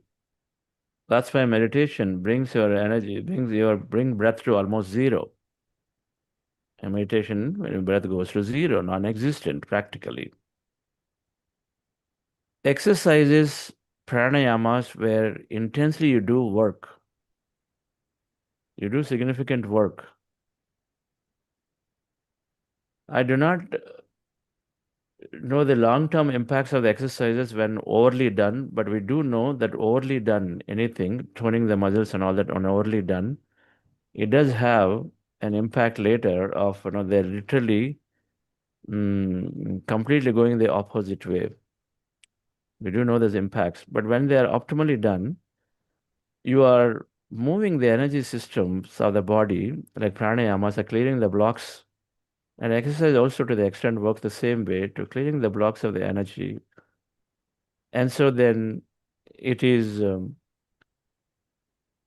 little conducive, particularly pranayamas for sure, very conducive if you do them, provided you know really well that you have mastered the art of pranayama under the proper guidance, then they can build up energy, they heal a few things. And physical exercise, yoga, of course, body flexibility. The physical exercise, I don't have a great view, madam, scientifically what happens if you didn't follow appropriately.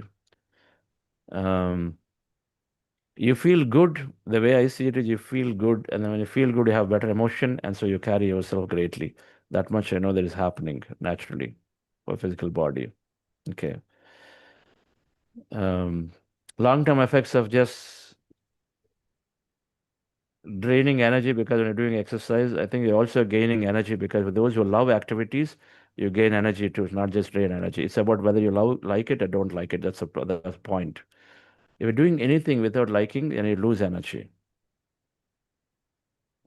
That perhaps is what mostly working on exercise, people who exercise, because they feel like they're getting fit, they're into shape, they're doing this, they're doing that, and so then they're feeling great.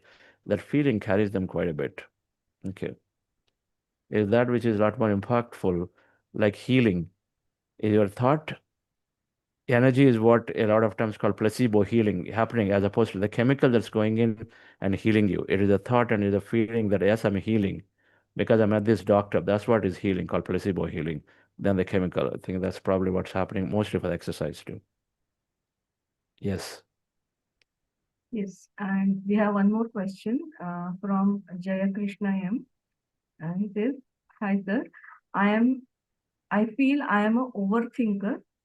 Whether a family member or in the office argues, or even if I kill a cockroach which comes to bathrooms to home, how do I get rid of this overthinking? Suggest any book." And again, further says, meditation is helping me. At least after doing meditation, I am very normal. So the person is agitated because others are killing? I didn't understand. I'll read it once again. He says that I feel I am an overthinker. Like for whether it is for family members or it is for anyone in the office who argues, or even if I kill a cockroach which comes to bathroom. So how do I get rid of this overthinking? Suggest any book also. And then further he's saying that I am vegetarian. Where is this, madam? Is it in the Q&A? It's in the Q&A, sir, yes. Your voice again, not very clear to me, so I guess that's a problem. Whether a family member in office again.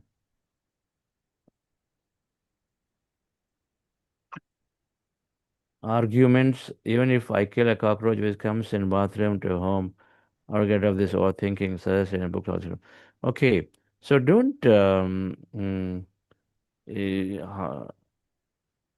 Madam, you are, or madam or sir, whoever that is,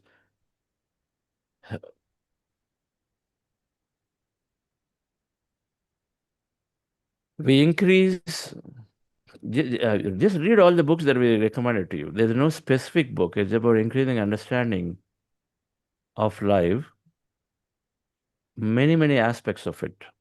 Okay. Suppose people are arguing. People are arguing. What do we do? If you don't enjoy it, walk away from there for a moment. Put your headphones and then generalize music. Because you are, of course, telling a little bit if they're, if you are able to courageously tell, you tell them gently, appropriately. But if you don't think you can inject into it, then walk away from there and then just do something else. We slowly, as you continue to, and then you need more meditation, as you continue to meditate, because see, first thing is to become aware, and you're becoming aware about arguments now. Before we were in arguments. Now you are stepping out. That's called awareness. You become an observer truly of these. Right? You become an observer. Then you have the opportunity to know, do the right action. For that, the right knowledge is required. When you become an observer, what should I do at this point? What is the right thing for me to do? You need to have that understanding, right? Right thing for me? Okay, is there a way I can shut off my mind? Music? Can I read a book? Can I go into meditation? Just, close your eyes. Can I just step away from there to someplace else? There are all various things you do as the right thing for you to do. So books will help, and then listening to others will help. Some things is common sense, which will come through meditation. Right? Common sense will tell us, okay, just move away. We can do it. You don't have a way, you're in a big meeting.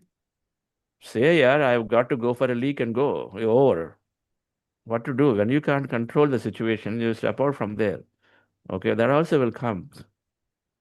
Right? And so, same way, the cockroaches, these are a little more subtle now. Killing mosquitoes. Very easily used to reach out and then put that mosquito net bat, which will kill mosquitoes before. But slowly, as you recognize oneness with all, now you avoid killing, you avoid using anything that kills mosquitoes. I mean, you'll develop it at some point, right? But awareness, first step is there. And if you're feeling bad because you're killing a cockroach, talk to them. Communicate with them. Vani communicate. She said, come and share. She communicated a lot of times with the cockroaches, with the things that are there in kitchens, and say, hey, we're doing great work. So thank you. Whatever is necessary, you're taking, but some kind of a communication and say, the earth is feeding you sufficiently. So please help me, clear my room or home or whatever. It sounds silly, but it's not. When you start communicating with plants, you can communicate with animals, communicate with everything. Or develop the tolerance to say, what is it doing? It's okay. When you have the thought that, oh, cockroaches are coming, and of course they're going to keep coming because the thought is that way. When you slowly become neutral about it, then either you communicate to leave them or they naturally leave, or they're there, you coexist here. So that's how it is. Coexist. They develop one of the 3-4 ways of how to live with them. But it'll happen. But first step is awareness. Second step is feeling for it. I assume that you're feeling a little bit for it now. A cockroach was not some tiny thing you didn't even bother about before, just pushing it out. But now you have a feel for it. Okay, wait, should I even kill this? What's the point? Why not? Right? Let that thought go through. And so then slowly you will do the right action. It's important to have the feeling come up. No books extra required. You ask me books, but I just say increase your understanding of life by reading all those books. Start with Richard Bach books. Illusions. There is a book by Illusions by Richard Bach. Please read that book. Okay. So there's one more there. Am I audible now, sir? Yes, you're audible. The question is from Ravi S. there is some evidence of people living in Indian subcontinent for thousands of years eating all kinds of meat. What are your thoughts on meat eating versus vegetarian diet? So I talked about this. Day after tomorrow, we'll talk about this. It's about law of karma, law of cause and effect, compassionate grounds. All religions, the cardinal principle of all religions is love. Love cannot happen if you're not able to be friendly with somebody out there. You just say love, but then you kill them onto things. Now, what happens to people? So the cause and effect is working always, not just about meat eating, even causing harm to people also, or anything, nature, grossly destroying nature. There is an effect of it will happen. Sooner or later, we will recognize and realize that I am going to pay for unnecessarily causing an impact and consequence. The consequence will be there for those. I don't know about this evidence for thousands of years and how you can tell from that perspective, unless you've looked into the past lives, but it is possible that when we are doing it, then there is going to be a consequence for that individual about having to go through certain level of suffering, which will happen, bound to happen. It's bound to happen. Several heart issues, several issues of the brain, they're all indirectly from a spiritual perspective, spiritual science perspective, are caused due to heavy amount of meat eating. If you like it, don't like it, but the things are there from spiritual science. Okay. Consequences will be there, just the way there is a consequence when you take away, steal somebody's to you by force. Basically, if they're not giving you, it's called by force, so taking away anything from anyone.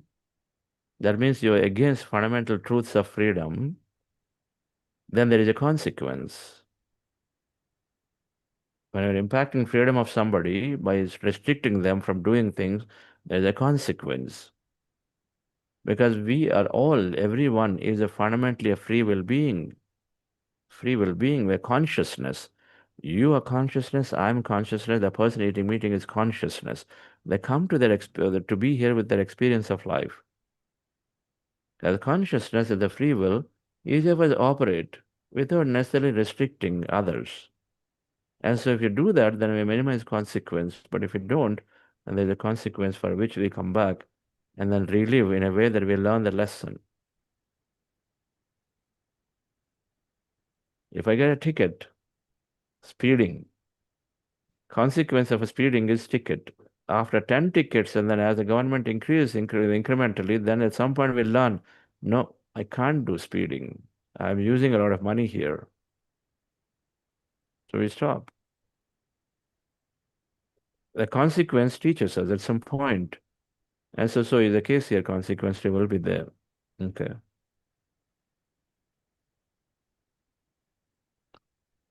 There's one more, sir. Do we take it? Or Yes. yeah. This is the general advice is not to involve, hear, or see unwanted things in life. In this way, we can be peaceful and have limited thoughts.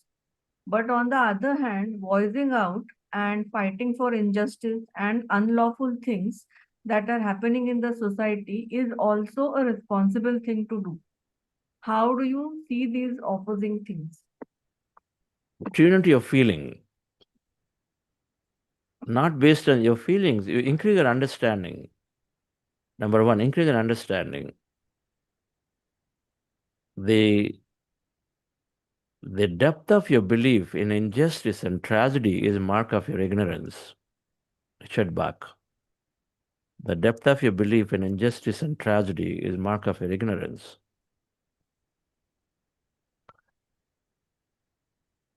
What is that saying? It's a very profound statement. And so we increase our understanding. We say, what is injustice? What is justice? How do we know what somebody has done before to be here today?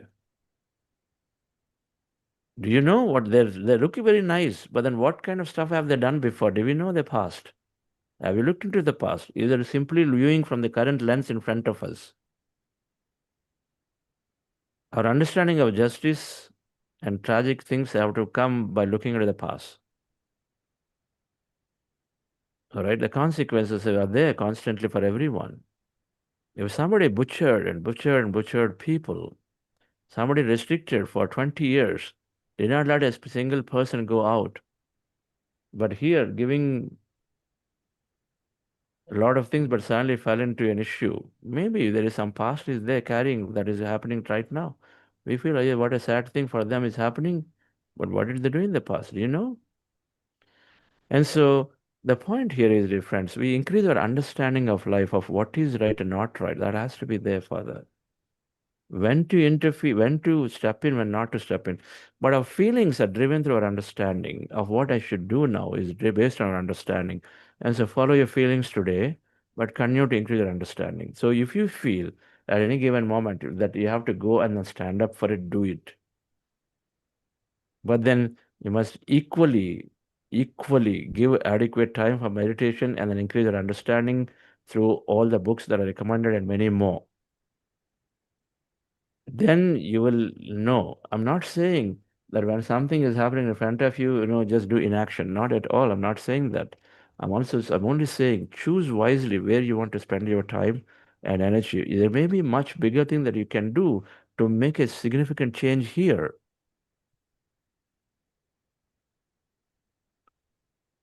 In a given situation, maybe you just have to keep quiet. But the right thing to do will come. So when I said closing your eyes, yeah, I mean, what do you know of, if the two people are fighting, what can if you have a possibility, sit with them and meditate, get them to meditate. Do that. If you're drawing fights in front of you, ask yourself a question. Why am I exposed to all these fights? What thoughts of me are causing me to be in front of situations of being in the fight? What is that I need to do? That question must be asked. It's not simply they're fighting. You're also invited situation in front of you, wasting your time in many ways. There's always a question about what is my learning here? If thoughts draw my things into me, then if I'm constantly exposed to these, there's got to be something that I've done I'm exposed to here. So I need to have some learning here. It starts from our internal learning always. When the learning is over, the situation resolves for us. When the learning is not over, the situation keeps showing up for us.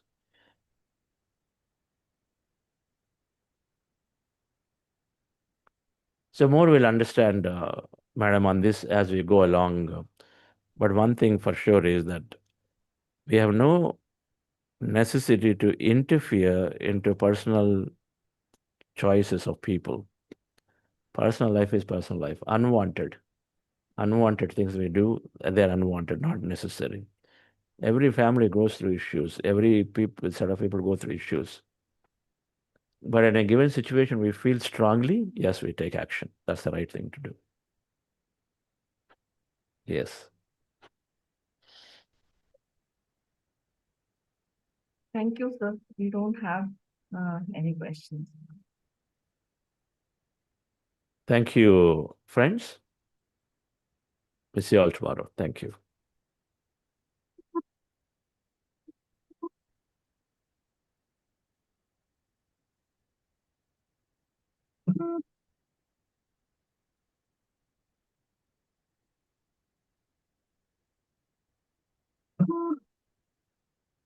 I'm not hearing music. Ganesh?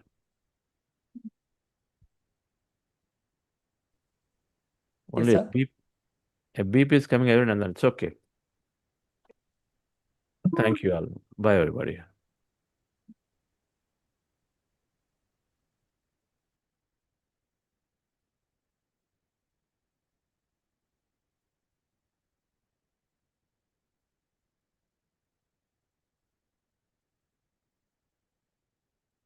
No sound. No sound.